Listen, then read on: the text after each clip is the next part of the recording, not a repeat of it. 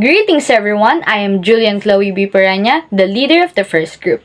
And katatapos lang natin matuto in solving the simple annuity of the future and present value. Ngayon naman, magpo-proceed tayo in learning about solving the general annuity in future and present value as well. So without further ado, let's get started. Next slide po! Now, before we proceed to our proper lesson, magbibigay muna ako ng quick introduction kung ano nga ba ang term na general annuity. So, ano nga ba si general annuity? So, it is where the payment interval is not the same as the compounding period. Dito kay general annuity, yung payment interval and then yung compounding period ay hindi parehas. Itong terms na to, nabanggit na to sa simple annuity from our past reporting. So, kung nakinig kayo doon, alam nyo na kung ano nga ba ang difference ni simple annuity or ni general annuity kay simple annuity. Isa pa, si general annuity, it means that the payments here are made more or less frequently than the compounding interest period. So, may pagkakaiba din when it comes to the frequency of the payments kasi yung payment kay general annuity, ibig sabihin nun is either more or less kesa kay compounding interest period. So, lagi lang natin tatandaan na kay general annuity, hindi palaging the same or hindi talaga nagiging same ang payment interval sa compounding period. So, next slide po. Future and present value of an ordinary general annuity. To compute this, we need to introduce another notation C, which will be equal to that number of compounding periods over number of payments per year. This process transforms the compounding period to payment period in symbol, where M is the number of compounding periods and P is the number of payments per year. I'm Joshua Cagais and this is our report, where M is the number of compounding period and P is the number of payment per year.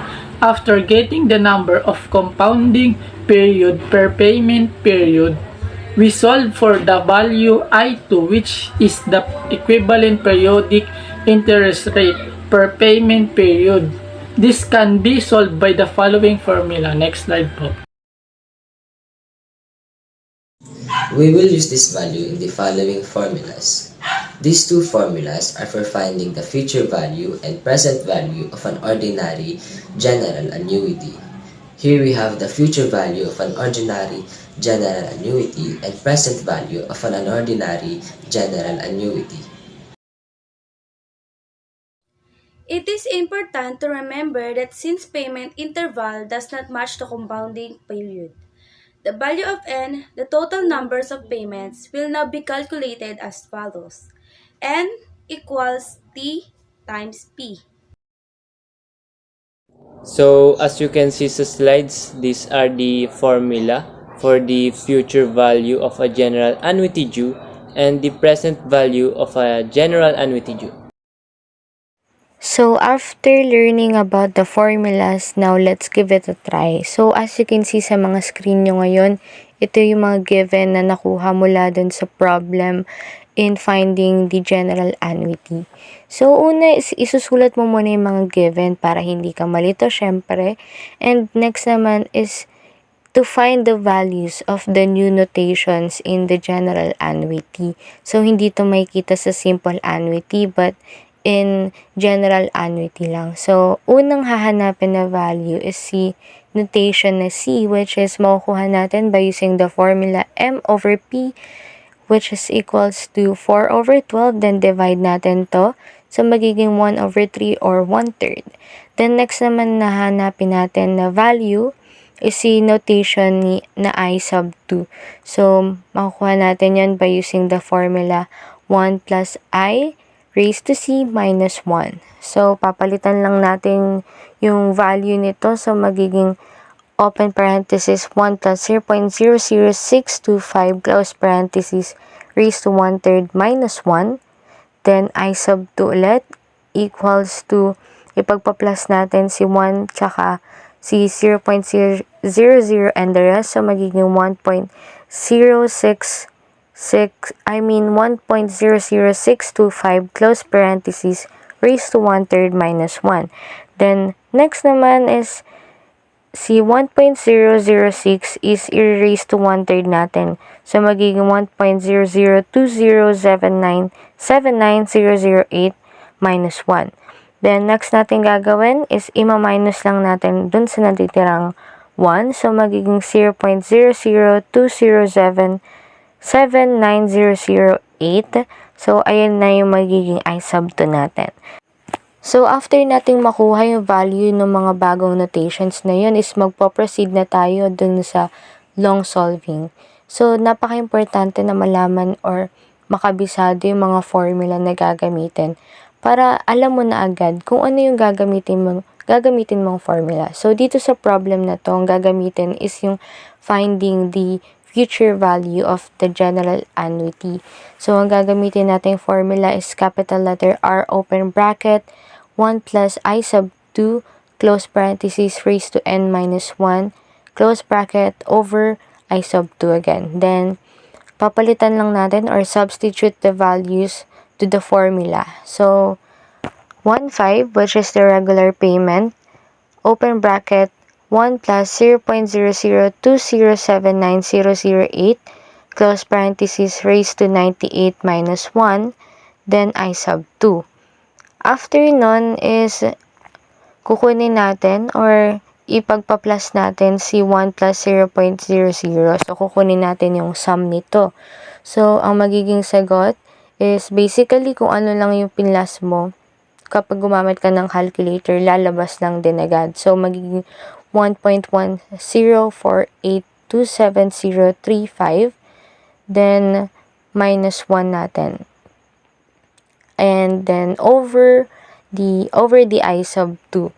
So, si 1.1048 is, or I mean, the 0.00207 is ni-raise to 98 din natin. So, magiging sagot nga is 1.1048270035.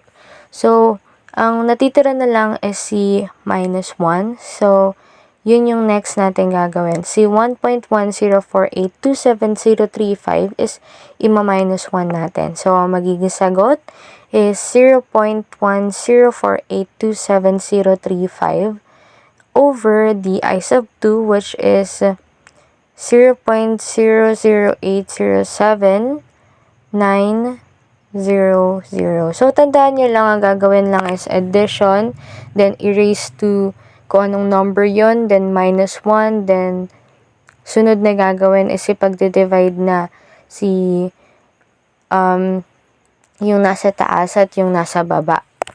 So, katulad nga ng sabi ko is ipagde-divide na natin yung nasa open and close parenthesis dun sa I sub 2 natin. So, magiging sagot is 50.421666023 and then close parenthesis natin. The next step is ipagta-times or ipagmumultiply na natin si regular payment dun sa nakuha natin. So, ang magiging sagot natin for our future value of general annuity is 75,632.49035. So, i-square mo na yan and then yan na yung magiging final answer mo. Siyempre, hindi yun matatapos sa isang example lang. So, now, as you can see sa mga screen nyo, ayan ulit yung mga given na nakuha dun sa problem in solving general annuity. So, katulad lang nung kanina, hahanapin natin yung value ng mga bagong notations dito sa general annuity. So, it is C na makukuha natin by M over P, which is 1/2. Then, next na natin kukunin na value is yung kay I sub 2, which is makukuha natin by the formula of 1 plus I raised to C minus 1.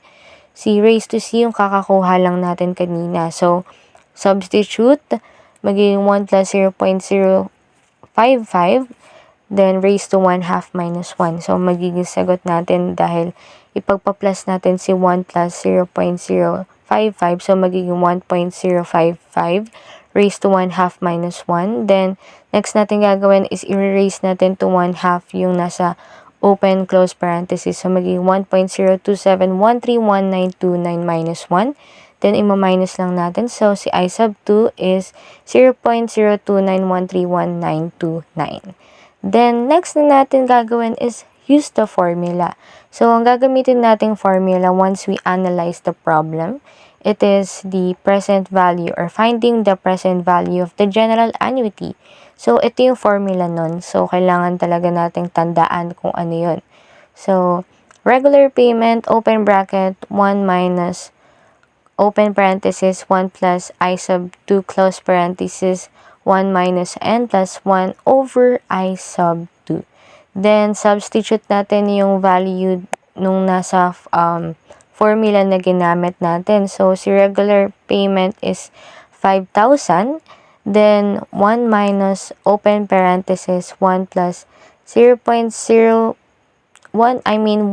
0.027131929 close parenthesis, 1 minus 14, then over 0.027131929, which is the I sub 2, then plus 1.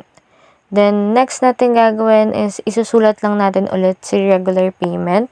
Then, ipagpa-plus natin yung 1 plus 0.0 and the rest. So, magiging 1 minus open parenthesis 1.027131929, then close parenthesis, si 1 minus 14 is ima-minus natin, so magiging raised to negative 13 plus 1 over the I sub 2 again.